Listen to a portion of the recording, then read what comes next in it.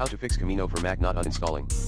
To uninstall Camino from your Mac, you can use the following script, #bin/bash #stop Camino if it's currently running it pgrep Camino/dev/null, then echo stopping Camino osascript quit app Camino vi #remove Camino application and related files echo removing Camino sudo rmrf/application/camino.app rmrf/library/application/camino/rmrf/library/caches/camino/library/preferences/org.mozilla.camino.plist rmrf/library/save /application/state/org.mozilla.camino.savedState/ echo Camino has been uninstalled. Here's what the script does. 1. It checks if Camino is currently running and stops it if it is. 2.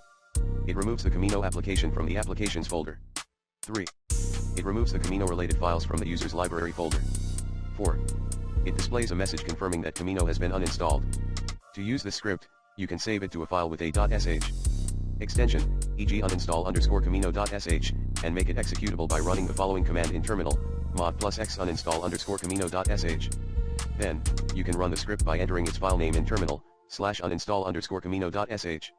Note that you'll need to enter your admin password when prompted, as the script uses sudo to remove the Camino application.